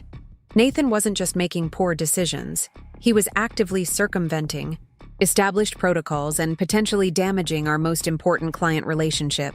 If he presented these ill-conceived value engineering proposals to Vanessa without the technical team's approval, it could irrevocably damage our credibility with the entire Westbrook team. I spent the morning reviewing Nathan's presentation, documenting each problematic element, from the material substitutions that violated sustainability requirements to the overly optimistic cost projections that couldn't be substantiated. This wasn't just a matter of different business philosophies. It was objectively poor work that demonstrated Nathan's lack of understanding of both our contractual obligations and basic project management principles. By noon, I had prepared a detailed analysis of the risks and potential contractual violations Nathan's proposal represented. Rather than confronting him directly, I decided to escalate the matter through proper channels, sending my analysis to my father as CEO, with James copied as CFO. The email was carefully worded, focusing on legal and financial risks rather than Nathan's judgment specifically. My father's response came within the hour. Meeting in my office. 2 p.m. Nathan will be present. The confrontation I had been strategically building toward was happening sooner than expected, but I was prepared. I spent the next 2 hours refining my talking points and gathering supporting documentation, including excerpts from the Westbrook contract that explicitly required the eco-friendly materials Nathan proposed to eliminate. At precisely 2 p.m., I arrived at my father's office to find both him and Nathan already waiting. Nathan's expression was a mixture of defiance and anxiety. Clearly, my father had already raised concerns about his planned meeting with Vanessa. Park. Emma, thank you for joining us, my father began formally. I've asked Nathan to explain his approach to the Westbrook project modifications, and I'd like your perspective as well. Nathan jumped in immediately. I've identified significant cost-saving opportunities that would increase our profit margin while maintaining the overall quality of the development. These value engineering approaches are standard in the industry. May I ask how you're defining quality in this context? I inquired calmly. Nathan faltered slightly. The overall finish and appearance of the units, the functionality of the spaces. The changes I'm proposing primarily affect behind-the-walls elements that most buyers never see or appreciate, such as the specialized eco-friendly insulation that was specifically required in our contract because of its superior environmental performance and sustainability metrics. My father frowned. Is that accurate, Nathan? Are you proposing to eliminate contractually required elements? Not eliminate, Nathan backpedaled. Substitute with more cost-effective alternatives that achieve similar results. Do these alternatives achieve the specific sustainability certifications required by the contract? I pressed. Nathan's silence answered the question. My father's expression darkened. Nathan, I made it clear yesterday that any changes to the Westbrook project needed to honor our contractual obligations and client priorities. Dad, we're leaving profit on the table with these over-engineered environmental features. Most developers would. We're not most developers, my father interrupted firmly. Thompson Home Solutions built its reputation on integrity and quality. We don't cut corners to increase margins, especially not at the expense of contractual commitments. I decided to push the advantage. There's another concern, Dad.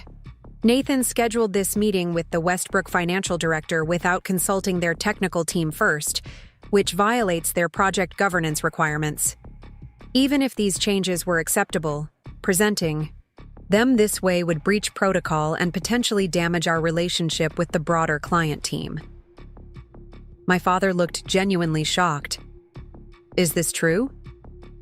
Nathan shifted uncomfortably. I thought it would be more efficient to get financial approval first, then work out the technical details. That's not how project governance works, especially not on complex sustainable developments, I pointed out. Technical feasibility and contract compliance come before financial considerations, not after. My father rubbed his temples, a rare display of frustration. Nathan, cancel the meeting with Vanessa Park. Any proposed changes need to be vetted internally, comply with our contractual obligations, and follow the client's established approval process. But Dad, this isn't a discussion, my father said firmly. Emma, please ensure that the Westbrook project continues as originally specified until and unless properly approved modifications are agreed upon by all parties. Of course, I agreed. After Nathan left, clearly fuming, my father turned to me with an expression I rarely saw: uncertainty. He's making rookie mistakes, my father admitted reluctantly. I knew there would be a learning curve, but this is concerning. I chose my words carefully. Nathan has never managed complex projects or client relationships. He's approaching this as if it were a simple retail transaction rather than a sophisticated partnership with contractual and reputational dimensions. My father sighed. I still believe he can grow into the role, Emma. He just needs more guidance than I anticipated. And in the meantime, we have a $10 million project at risk, not to mention our reputation in the sustainable building community. I'll work with him more closely, my father promised, and I'm counting on you to maintain operational stability during this transition period. It wasn't the reversal of his succession decision that I had hoped for, but it was a significant acknowledgement of the problems Nathan's leadership posed. Most importantly, it reinforced my authority over operational matters, including the critical Westbrook project. As I left my father's office, I received a text from David. Patricia and Michael reviewed your materials, both concerned, asking questions. Board meeting should be interesting. The next phase of my strategy was unfolding perfectly. With Nathan's credibility damaged by his mishandling of Westbrook and key board members now questioning his readiness for leadership, the stage was set for Friday's board meeting to become a referendum on my father's succession plan. The following day brought another unexpected development. As I was reviewing project timelines with Sophia, Olivia appeared at my door looking uncharacteristically concerned. Emma, you need to see this, she said, handing me a tablet displaying a local business news website. The headline made my heart sink. Thompson Home Solutions in merger talks with Cascade Development Group. How did this leak? I asked, scanning the article quickly. It contained just enough accurate information to confirm that someone with inside knowledge had spoken to the press. Unknown, but the timing is suspicious, Olivia pointed out. Right before the board meeting, while Nathan's struggling with Westbrook? My phone began buzzing with messages. From James, from project managers, from key clients concerned about what this news meant for their ongoing projects. Most importantly, a text from my father. My office. Now. When I arrived, I found both my father and Nathan in heated discussion with our legal counsel.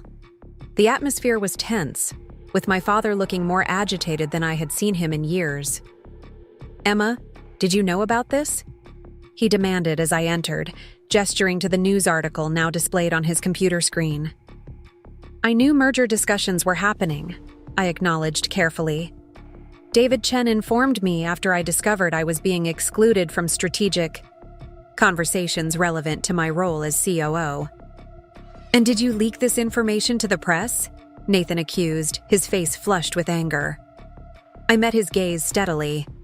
"Absolutely not. Unlike some people, I understand the concept of confidentiality and its importance to business operations." My father raised a hand to silence Nathan's angry retort. "This leak has created a serious problem. Cascade's CEO is furious that preliminary discussions have become public, and several of our clients are calling with concerns about project continuity." "Including Westbrook," I guessed. "Especially Westbrook," my father confirmed grimly. "Dr. Chen called me directly, worried that a merger might mean changes to their project team or commitment to sustainability." This was a critical moment, an opportunity to demonstrate my value in crisis management compared to Nathan's inexperience. "I can call Dr. Chen immediately," I offered. "She trusts me, and I can reassure her about our commitment to their project regardless of any corporate developments." "What about the other clients?" Nathan interjected. "We need a comprehensive communication strategy." "Already prepared," I replied smoothly, pulling a folder from my bag. "This is our standard merger communication protocol, which I developed last year as part of our risk management planning. It includes templates for client communications, employee talking points, and media responses." My father looked surprised. "You prepared this without knowing about the Cascade discussions?" "I prepared it as a prudent business practice," I explained. "Any company our size should have contingency plans for potential structural changes, including mergers, acquisitions, or leadership transitions." My father reviewed the documents with visible approval. "This is excellent work, Emma. Let's implement the client communication plan immediately, starting with Westbrook." Nathan looked increasingly sidelined as my father and our legal counsel discussed the implementation of my communication strategy. His attempt to contribute was hampered by his lack of familiarity with both our client relationships and standard crisis management protocols. "Nathan," my father said finally, "I want you to work with legal to identify the source of this leak. It's critical we understand how confidential information made its way to the press." It was a task that would keep Nathan occupied but away from client communications, a tacit acknowledgement that my skills were more valuable in preserving important relationships during this crisis. As the meeting concluded, my father asked me to stay behind. Once we were alone, he spoke with unusual candor. "Emma, I'm concerned about how this merger news will affect the board meeting tomorrow. Patricia Kendrick has already called me with questions about succession planning in light of a potential merger." "What kind of questions?" I asked, though I could guess. "She wants to know if leadership structure is part of the merger negotiations. Specifically, whether Cascade has expressed any preferences about who leads Thompson Home Solutions through the transition." This was exactly the opening I had been working toward. Board members questioning the wisdom of an unproven CEO handling complex merger negotiations. "And has Cascade expressed preferences?" I asked carefully. My father hesitated. "Their CEO mentioned that your reputation in sustainable building was one of the assets they valued most about our company. He seemed surprised when I mentioned Nathan would be leading our side of integration planning." "I see." I kept my expression neutral despite the surge of satisfaction I felt. "What did you tell Patricia?" "That succession plans remain intact, but that all members of senior leadership would be involved in merger discussions if we proceed." "A diplomatic answer," I observed. "But it doesn't address the fundamental concern. whether Nathan has the experience and expertise to represent our company's interests effectively in such critical negotiations. My father looked troubled. He's my son, Emma, and my firstborn. In our family, that's always meant following in my footsteps. Dad, this isn't about family tradition. It's about the future of a company that 120 people depend on for their livelihoods. It's about the legacy you've spent 35 years building. Nathan hasn't demonstrated the capability to preserve that legacy, let alone enhance it. My father was silent for a long moment. The board meeting is tomorrow. Let's get through this merger. News crisis first, then address the leadership questions with a clear head. It wasn't the definitive acknowledgement I wanted, but it was progress. The seed of doubt was clearly growing, fertilized by Nathan's missteps and the external pressure from board members and now potentially Cascade's leadership. The next morning, the day of the board meeting, brought another unexpected development. As I arrived at the office, Sophia met me at the elevator with urgent news. Emma, Nathan didn't cancel the meeting with Vanessa Park from Westbrook. It's happening right now in the small conference room. I felt a surge of disbelief. What? My father explicitly told him to cancel it. Apparently, he rescheduled it instead of canceling it, and didn't tell anyone except Tyler Jenkins, who's in there with him. Vanessa arrived about 10 minutes ago, looking confused. She thought the full project team would be present. This was beyond a rookie mistake.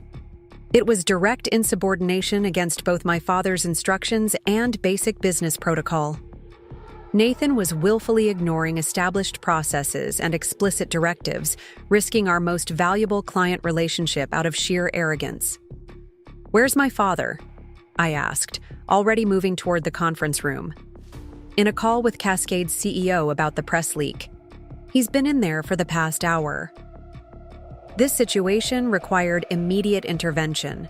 I headed directly to the conference room, where I could hear Nathan's voice through the door, enthusiastically pitching his value engineering proposals to an increasingly uncomfortable-sounding Vanessa Park.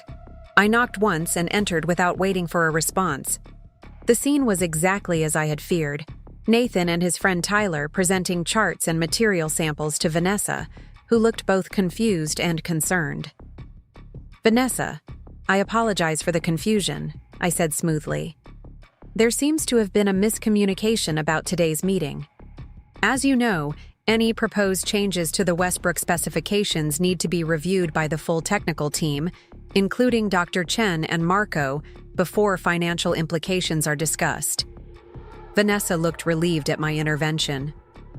That was my understanding as well. I was surprised to be invited to a meeting without them. Nathan's expression darkened. "Emma, we're in the middle of something here." "Yes, you're in the middle of violating our client's project governance requirements and directly contravening our father's instructions from yesterday," I replied calmly but firmly. "Vanessa, I apologize for this irregular approach. Would you prefer to reschedule with the full project team present, or would you like me to walk you through the current status of the approved specifications?" "I think a full team meeting would be best," Vanessa replied, already gathering her things.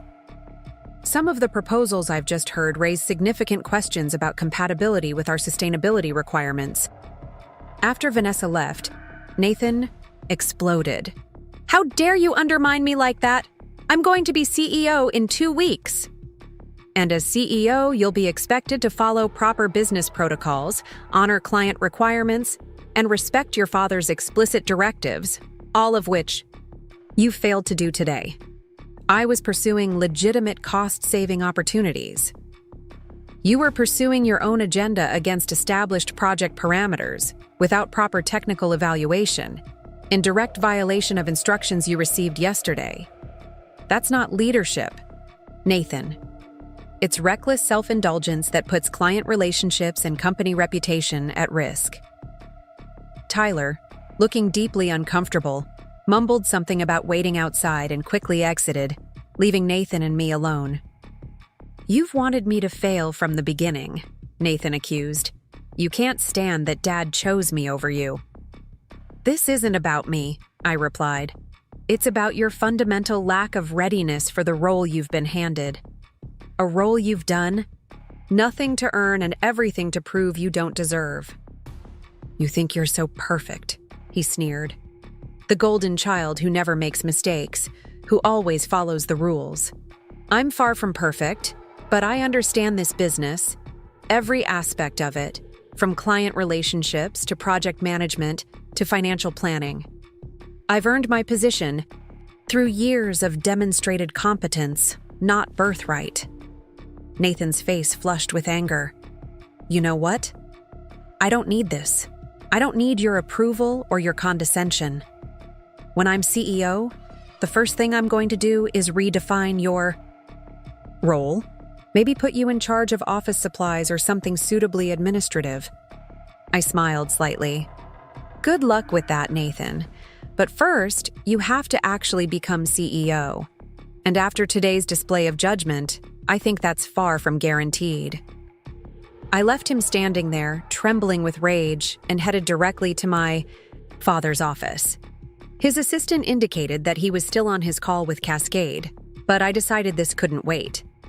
I knocked firmly and entered. My father looked up in surprise, then frowned at the interruption.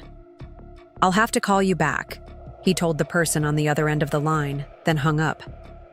"Emma, this better be important. Nathan just held the meeting with Vanessa Park that you explicitly instructed him to cancel," I said without preamble. "He presented his unauthorized changes to the Westbrook specifications without the technical team present, in direct violation of both your instructions and the client's project governance requirements." My father stared at me in disbelief. "That's not possible. I was very clear yesterday." "Nevertheless, that's exactly what happened. I had to intervene to prevent further damage to our relationship with Westbrook.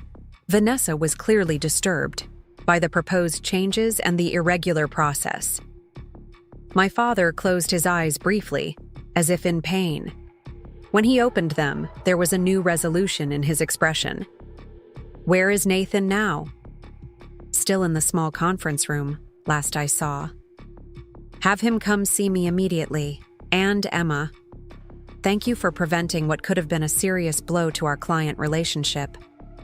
As I turned to leave, my father added, "The board meeting is in 3 hours. I'd like you to prepare to discuss the operational implications of a potential merger with Cascade, including leadership structure during the transition period." The significance of this request wasn't lost on me. My father was asking me to address exactly the topics that would highlight the difference between Nathan's inexperience and my deep knowledge of the company's operations. "Of course, Dad. I'll have a comprehensive overview ready." The board meeting that afternoon marked a turning point. As board members gathered in our main conference room, the tension was palpable. Patricia Kendrick and Michael Winters were deep in conversation with David Chen, while my father sat at the head of the table looking uncharacteristically troubled. Nathan arrived last, his expression sullen after what I assumed had been a difficult conversation with our father. The meeting began with my father addressing the leaked merger news directly, using the communication strategy I had developed. He then moved to the main agenda items, including financial performance, project updates, and finally, the potential merger with Cascade Development Group. "Before we discuss the merger details," my father said, "I want to address a related matter. Our leadership transition plan." The room grew silent as board members focused their full attention on my father. Nathan straightened in his chair, clearly anticipating the formal announcement of his CEO appointment. "As you know," my father continued, "I had planned to transition CEO responsibilities to Nathan at the end of the month, with Emma continuing as COO. However, recent events have caused me to reconsider this approach." Nathan's expression shifted from expectant to alarmed. Patricia Kendrick and Michael Winters exchanged knowing glances. "Leadership transitions are complex at the best of times," my father acknowledged. "Adding the potential complexity of a merger, makes it even more critical that we have experienced, knowledgeable leadership guiding both processes. After careful consideration, I believe the wisest course is to implement a co-leadership model during this period. I maintained a carefully neutral expression, though my heart was racing. This was an unexpected development, not the complete reversal of his decision I had hoped for, but a significant shift nonetheless. I am proposing that Emma and Nathan serve as co-CEOs through the merger exploration and potential integration period, my father explained. Emma's operational expertise and client relationships will complement Nathan's fresh perspective and strategic vision, providing stability while allowing both to demonstrate their leadership capabilities. It wasn't perfect, but it was a victory, an acknowledgement that Nathan wasn't ready for sole leadership and that my contributions were essential to the company's success. Patricia Kendrick spoke first. Robert, this seems like a prudent approach given the circumstances.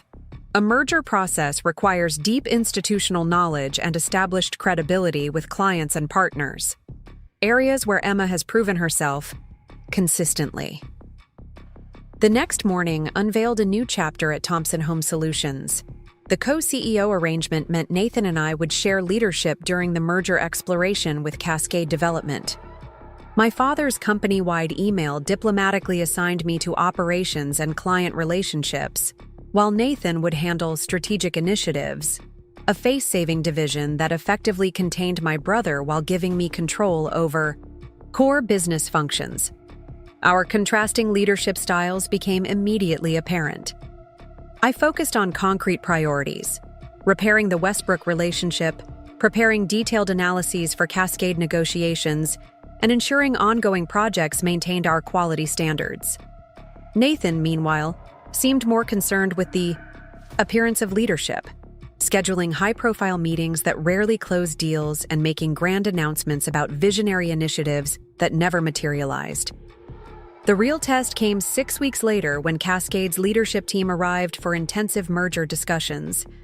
I had prepared exhaustively, developing comprehensive materials on our operations, financials, and market positioning. Nathan relied on charm and optimistic statements without supporting analysis. By the second day, it was clear who held Cascade's respect. Their CEO, Victoria Reeves, directed most substantive questions to me, while Nathan grew visibly frustrated at his marginalization. During dinner, Victoria maneuvered to sit beside me. "You've built something remarkable here," she observed quietly. "The sustainability expertise and client loyalty you've developed are exactly what attracted us to Thompson Home Solutions." Across the table, Nathan was discussing yacht clubs with Cascade's marketing director rather than advancing business discussions. When leadership structure in the potential merged entity came up, Nathan attempted to position himself as the natural leader for the Thompson division, but his arguments lacked substance compared to my detailed integration plans. By the end of discussions, the direction was clear. I was positioned to lead Thompson's integration into Cascade, while Nathan's role remained conspicuously undefined. After the Cascade team departed, my father called us both into his office. The tension between us had been building, and it was evident that a reckoning had arrived. "I think we need to discuss what just happened," my father began. "And what it means for our leadership structure moving forward." Nathan immediately went defensive. "They're trying to drive a wedge between us and undermine our family leadership." My father shook his head. "No, Nathan. They're making a business assessment based on what they observed. A stark contrast in preparation, knowledge, and leadership capability." The bluntness of my father's assessment shocked Nathan into silence. "The co-CEO arrangement gave both of you an opportunity to demonstrate your abilities," my father continued. "Those abilities have been displayed clearly, for better or worse." "So, you're taking my position away?" Nathan asked, his voice tight with humiliation. "I'm acknowledging reality," my father replied firmly. "Emma has demonstrated the knowledge and judgment this company needs, while you've shown you're not ready for that responsibility." "What happens now?" Nathan finally asked, subdued. That depends on you, my father answered. If you're willing to acknowledge your limitations and commit to learning the business properly, starting from operational fundamentals rather than executive privilege, there could be a meaningful role for you here. If not, Nathan stood abruptly. I need some time. He left without another word. My father turned to me. Emma, effective immediately, you will assume the role of CEO. The board will formalize this at our next meeting, but I see no reason to delay further. Thank you for recognizing what I've contributed, I said, and what I can continue to contribute as CEO. I should have recognized it sooner, he admitted. I allowed tradition and bias to cloud my judgment.